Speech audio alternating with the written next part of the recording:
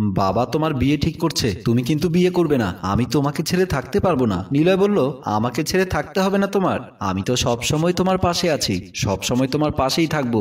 আমি বিয়েটা করছি না, কাল বাবাকে বলে দেব, বাবা যেন এই বিয়েটা ক্যান্সেল করে দেয়। ইভা নিলয়ের কথা শুনে খুশি হয়ে গেল। খুশি হয়ে নিলয়কে বলল, আমি জানি তুমি আমাকে ঠকাবে না, সবসময় আমার পাশে থাকবে। তখন নিলয় বলল, যদি কোনোদিনও আমার ভাই বিদেশ থেকে চলে আসে তখন তুমি কি করবে?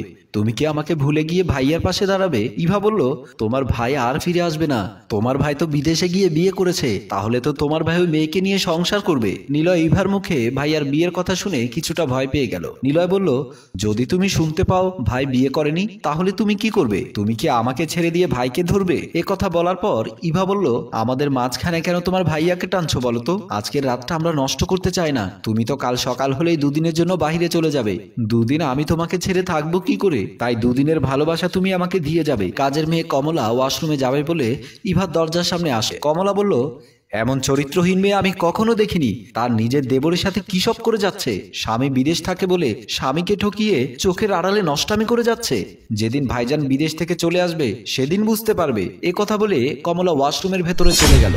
পরদিন দিনের বেলায় মোমেন সাহেব ড্রয়িং রুমে বসে আছে। সাইফুল ও তার মা পারুল আক্তার তারা খুব হেসে খেলে কথা বলছিল, কারণ তারা নিলয়ের বিয়ের দিন তারিখ ঠিক করতে এসেছে। মোমেন সাহেব বলল, দেখো বাবা, আমি চাই আমার ছেলের বিয়ে খুব ধুমধাম করে হোক, তাই আমি আমার ছেলের বিয়েতে কোনো কিছু কমতি দিতে চাই না, যেখানে যা খরচ করতে হবে আমি তাই করব, তুমি শুধু বলবে তোমাদের ওখানে কতজন লোকজন আসবে। সাইফুল বলল, আমাদের পরিবারে তো অনেক লোকজন আছে, সবাই তো আমার বোনের বিয়েতে আসবে, সব মিলে 300 জন লোক হতে পারে।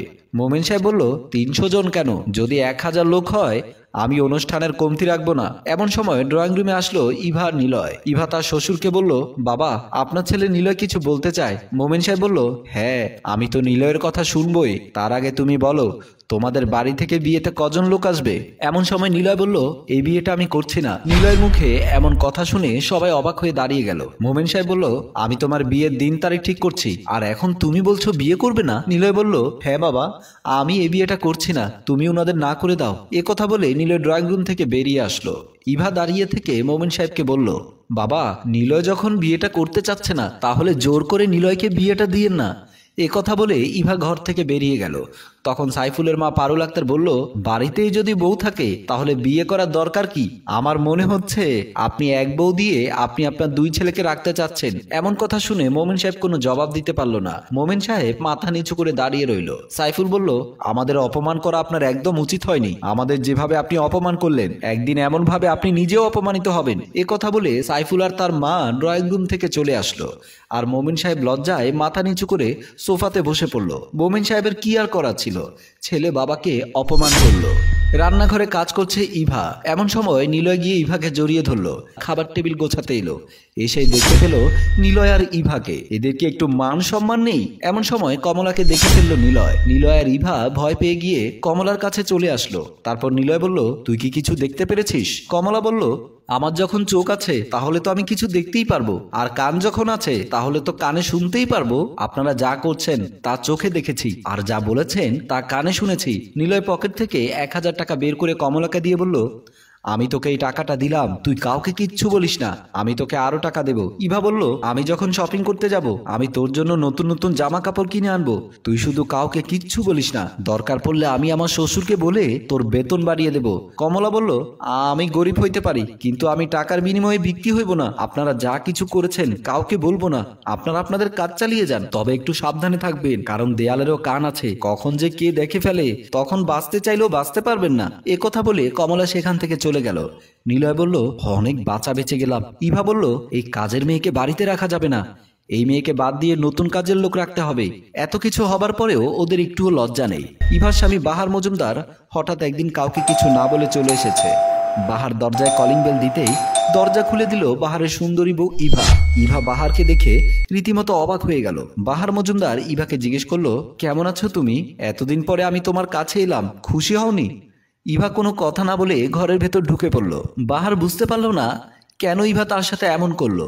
বাহার ভেবেছিল বাহারকে দেখে অনেক খুশি হয়ে যাবে, কিন্তু এখানে বিপরীত কিছু হলো। তারপর বাহার মন খারাপ করে ঘরের ভেতর ঢুকে পড়ল।